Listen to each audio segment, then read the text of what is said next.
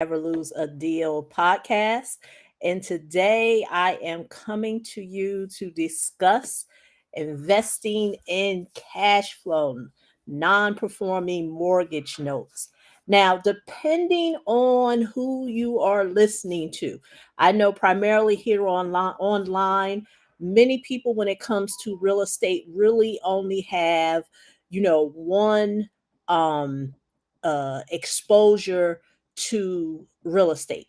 And so you have people who are now in a place of doom and gloom, and they're talking about there's no deals. And, real estate is a really tough industry to really benefit and profit from. And I'm here to be the bearer of good news for you. In my last video, I talked about the importance of understanding your asset class. And I've said this last year. I said, as things change in the market, you are going to see your most successful business funding, real estate experts put their head down. And because the reason why is because a few years ago, money was plentiful, access was plentiful, and many people don't know how to stay afloat when things get topsy turvy. And so with me, I always tell my clients, really at this time, I'm really only working with real estate investors who primarily they know their asset class. A lot of people, they have said to me, "Oh, Lorelia, you only show testimonials from people from a few years ago." And the reason why is because a lot of those people I still work with. I still work with a lot of those clients that you see on many of my testimonial videos. But without boring you with all those things, I'm going to get right into it. So, what is investing in cash flow? For those who don't know, many people have asked me, "Oh, Lorelia, you help, real estate investors, get business funding for real estate. What do you invest in? What do you invest in?" And if you have ever been a client of mine, I always tell my clients, I invest in real estate mortgage notes. And for the person who is not familiar with the real estate mortgage note space, um, it is allowing you to invest in cash flow. You are pretty much putting yourself in the seat of a banker. So, for real estate investors like myself who invest in real estate mortgage notes, we're not investing in the hard asset. We're investing in the actual stream of income that is secured by a real estate asset. You are acting as the bank. So what happens is that there is a person who owns the home. Now, depending on what state, I'm not going to go into contract for deeds, mortgage deed states, what have you, but there are individuals who own the home. In many states, for example, I'm going to use New Jersey, for example, when you buy a home, you get a deed. So at closing, they give you a deed. But if you get a mortgage on that home, there's a lien against it, because although you may own the home and a title company or your attorney may give you the deed, which a lot of times they do, of course they do, it's recorded at the county courthouse, but there's a lien that's against the secured asset, because real estate is a secured asset. So what happens is that there's a lien holder who is the mortgage holder, and every month you pay your mortgage to the bank. Well, that is what I do. There is individuals who they own a home, an asset that's secured by real estate, but they must pay their mortgage. And so there are banks, there are hedge funds, asset managers who have mortgages on their books that they are looking to sell. And a lot of times for the bank or for the hedge fund, these assets may not be profitable for them, which is why they're non-performing notes. An individual like myself who raises their hand and say, "Hey, I'm interested to, you know, purchase any non-performing notes that you have on your books." And if the numbers work out correctly, I will submit a bid and I will bid on the asset, on the mortgage instrument to be able to now purchase it from the hedge fund or the asset manager or the bank. And now I become the person or the company, of course, not the person, because of course I'm doing everything in my business name. But now my company is now the new company that the homeowner is now going to pay their mortgage to. I know I've said a lot, but I want to give you a background of what it looks like. Now, keep in mind, when you decide to invest in mortgage notes, you are acting as the bank. So everything is based on numbers and the returns that you want, and and the type of cash flow that you're looking to receive, because you're not looking at the asset. I'm not interested in buying the home. Now, there's 100 ways to skin a cat. When it comes to the mortgage note space, everyone has an idea or a different investment strategy that works for them, which is why you have people who invest in non-performing first position mortgage notes. You have people who invest in performing first position mortgage notes. You have people who invest in seconds. You have people who invest in reverse mortgages. At the end of the day, like I tell everyone, it's 100 ways to skin a cat. I know what works for me. I know what the yields that I'm looking for, because at the end of the day, I'm buying cash flow. I'm investing in cash flow. I'm not looking to buy a house. And for the novice or the new real estate investor, and even some seasoned investors, that correlation is hard for them to understand. Because if you're a savvy real estate investor, you've bought properties, you're doing deals, it is hard for some to now put the hat on as a real estate investor. As a real estate banker, because you're acting as the bank. So today, as I do this podcast, you may be watching on YouTube, you may be listening on the streaming sites, Apple, Spotify, what have you. I'm going to be sharing my screen. So for those who are listening, you can hop on over to YouTube to see the visuals of what I am sharing. So I'm going to share my screen, and I'm going to give you an idea of what it looks like when you are bidding and doing an analysis of what it is that you're looking to purchase from the bank.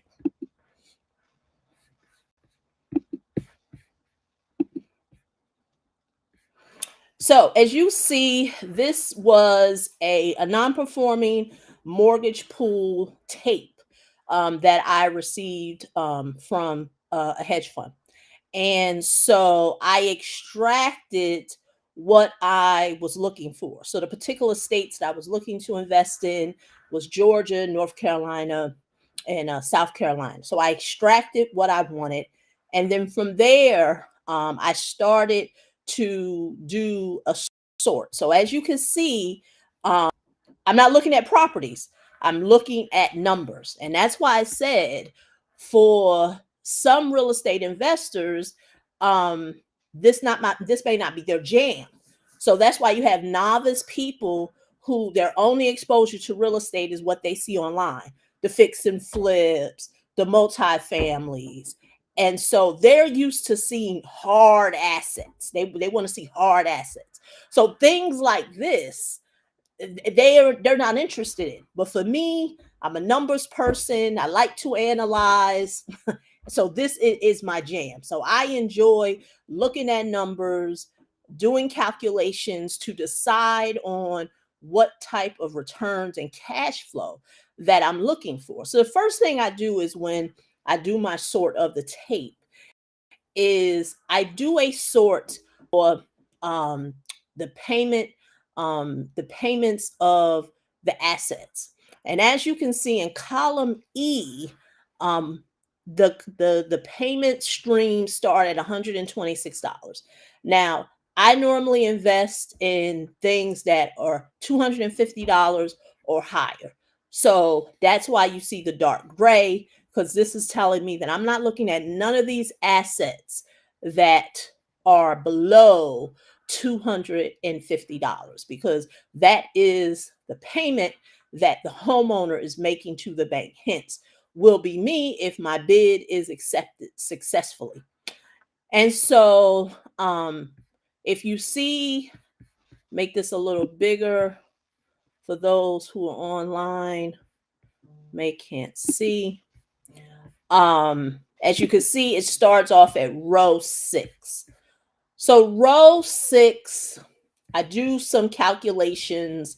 I'm looking at number one, I'm looking at this particular homeowner because this is a non-performing mortgage note. So I'm looking to see if any payments have been made. So I'm noticing that the homeowner has made some payments. They make them a bit sporadic, but they're making payments. So they made a payment in June and in May, and it looks like they make big lump sum payments.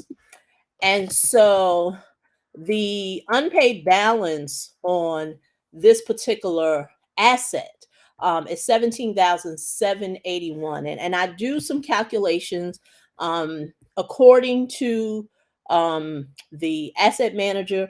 Last payment date was, as of this year, March 16th, 2023. But I can see if this payment stream is correct. They've made some payments. And so they'll let me know what the days since the last payment. And this is an interest rate for that particular mortgage note for at 10%. So like I said, I run my own numbers. I know how much yield I want.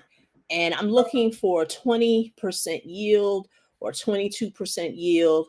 And that is how I determine my bid price. And so my bid price is going to be 13,288. That's what I would bid on the mortgage note, because of course I'm not looking to buy the note for dollar for dollar. I'm looking to get it as a discount, because the great thing about mortgage notes is that you're investing in cash flow, which allows you to have instant equity.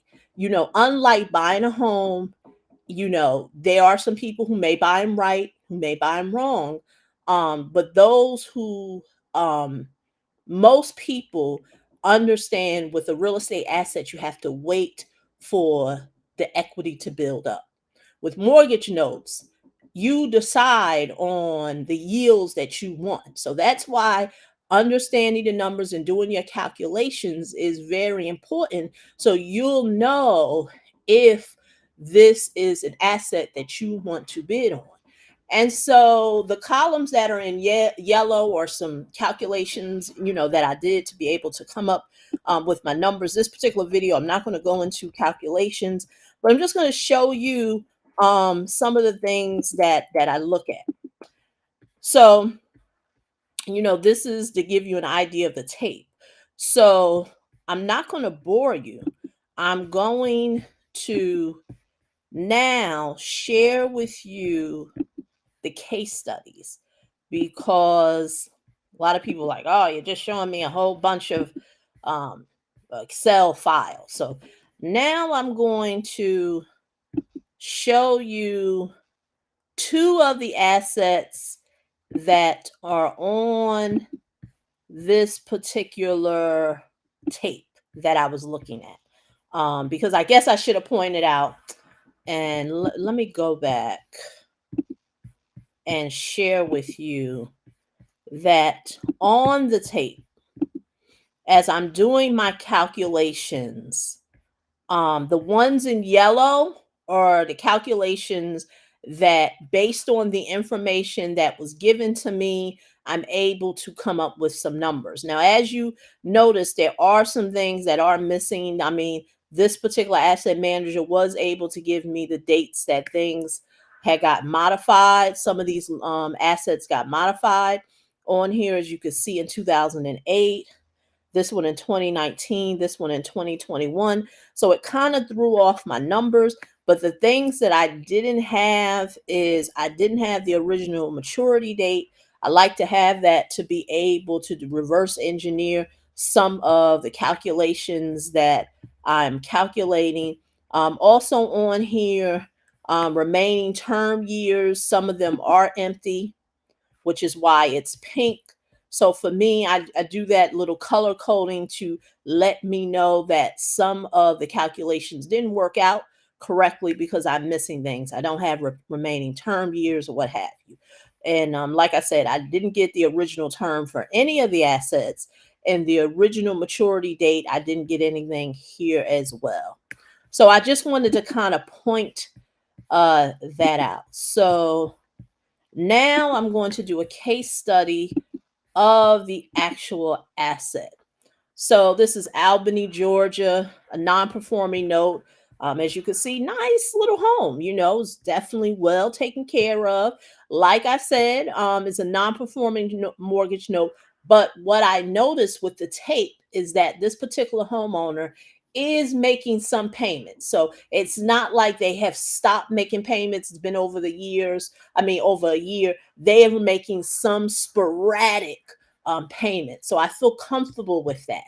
Along with that, I look at some of the details, and these are the details that are important for me to be able to make a decision on if I'm moving forward with buying an asset, or if I want to JV with a funding partner to be able to fund this particular mortgage note.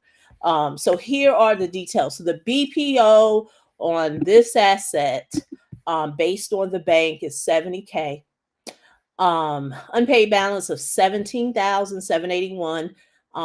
There's a payment that's the homeowner makes of 255 and 83 cents. Remember, I mentioned that they make those payments sporadic, and I'm going to give it a bid price of 13,000. That would give me a yield of 22%, and my cash on cash return on investment would be 23%, double digits. Now, please tell me that there are not too many real estate assets that you can invest in that are going to give you those yields. Because see, when I buy it at a discount, I get an automatic yield on my money of 22%. And like I said, um, I'm acting as the bank. I'm concerned with my yield and the cash flow I'm receiving.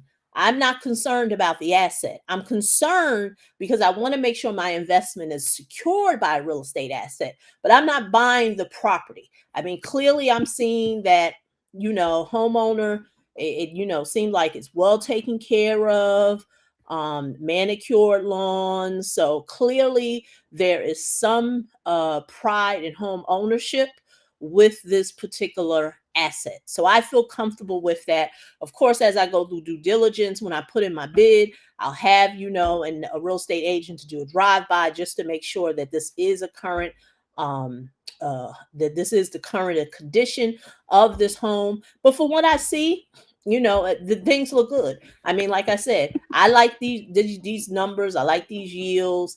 It's definitely something I would move forward with. The second asset, this is in Georgia also. Lincoln, Georgia, is a non-performing note. As you can see, looks like property is well taken care of based on, Google, what's it called? Google Earth or whatever. So I took a picture of the asset. And these are the details. So the BPO on this particular asset is 220,000. The UPB is 59,691.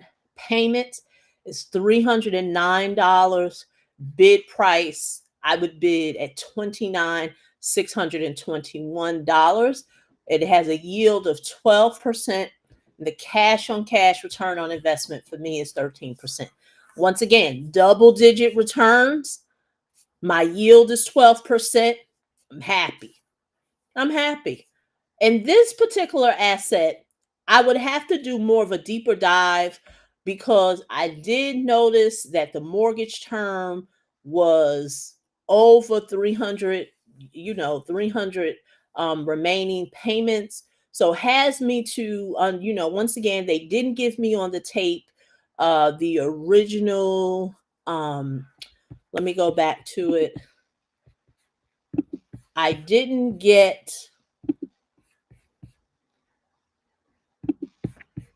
on that particular asset. I didn't get the original term because, as you can see, the remaining term years are 423.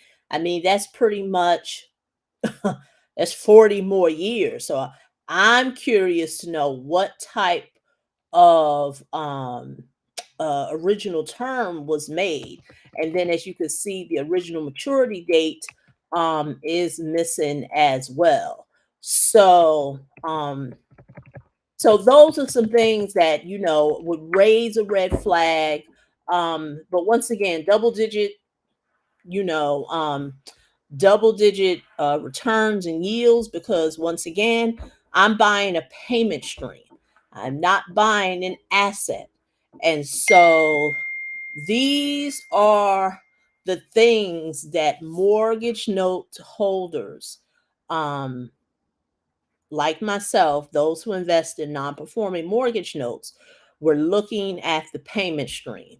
We're looking at the amount of yield that we want to earn, and we're looking on the cash on cash return.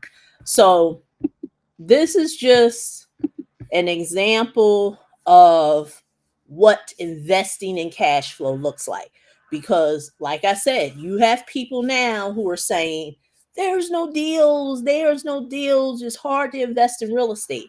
Exactly, because those individuals are able to do things when times are booming. It is now when things get a little rocky that it's going to separate those who were serious and those who are curious. And so, normally, how does this play in the scheme of business funding, which is what I always talk about here on the Never Lose a Deal podcast, here on YouTube? Well, once again, business funding, being able to leverage some type of form of funding. I talk about the real estate capital stack. Clearly, both of those assets I showed you, one bidding at 13,000, the other one, the bid was at 20 something thousand. Now I look at my business funding capital stack and I compare what type of funding do I want to use to be able to move forward and purchase those assets. That is how you avoid getting caught behind the eight ball.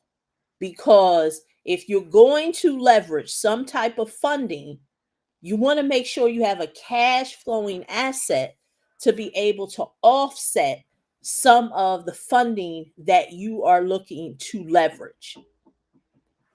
But that goes in hand with understanding your asset class. Most people don't understand their real estate asset class, so they're thinking that funding is going to fix those things. No, they're not. You needing to understand the working metrics, meaning know your numbers, know what type of returns you want. And this is not even what real estate knows. That's with anything that you do in real estate, is that most people are not running their numbers. They do not know what their numbers are because they're buying into the success that they see other people do online. They will not run their numbers. They will not learn. And I say this as we are in 2023, going into 2024. Now is not the time to try to wing it. Don't try to wing it. Now is the time to really hunker down and become a student or whatever that you do in real estate. If fix and flips your jam, then know the numbers. If buying multis is your jam, know the numbers. If you do invest in mobile homes or tax liens, know the numbers. But do not be that person who thinks I need to get some funding, and then when I get the funding, I will invest in real estate. I've said this time and time again. That's how you get caught behind the 8 ball. Your experts will not tell you that. Why? Because 9 times out of 10, they are not there to see you have success. So they're going to throw the gems. They're going to say, I'm going to show you the game. And it leaves a lot of people not understanding that they're spinning 2 plates. You're spinning the plate of trying to figure out how real estate works, whatever it is you're investing in. And then you're trying to manage investing and then leveraging funding. It is a combination for disaster. How do I know? Because I have people who've reached out to me and they are engulfed with trying to understand how a particular person is doing things, and then they want clarity on how to get it done. And like I always say, I'm not here to give you clarity on somebody's the gems and the games that they've give you. I'm only here to share what it is that I do. These are some of the things that I do: investing in cash flow, leveraging some type of funding, whether it's JV with a funding partner, whether it's me using my funds. But at the end of the day, I know what I'm looking for in an investment. I'm not looking to be a fixer flipper. So you won't see me standing in front of no properties holding no hammer. I'm not interested in buying, I don't know, multifamilies. I like cash flow. I like being the lien holder. I like being the bank. I like acting as the bank, because at any time a homeowner stops making their mortgage payment, I can move to the next step. Foreclosure is usually uh the last thing that I want to pursue. A lot of times it's just a matter of working with the homeowner. There's a servicer who does all that. I don't need to act as a servicer. You may be wondering, oh, do you call the homeowners? No, I don't. There's a servicer that the homeowner will speak to, and I will, share with the servicer some of the things that I'm willing to work out with the homeowner to make it a win-win for both of us. So at the end of the day, that's what I have for you today. Want to give you an example of what investing in cash flow looks like with the non-performing mortgage notes, what I'm doing, because so many people are always interested in what someone else is doing. I, I've yet to understand how that helps people, but I'm full of transparency. Want to want to share with you any receipts that I can. But as always, if you find value in what I've shared today, links will be below this video. If you're listening on the streaming apps, please leave me a review. Please rate the podcast. If you're watching me on YouTube, leave me your thoughts. Share the YouTube video, give me thumbs up or what have you, and I will see you in the next episode. Thank you, and see you the next episode again. Bye-bye.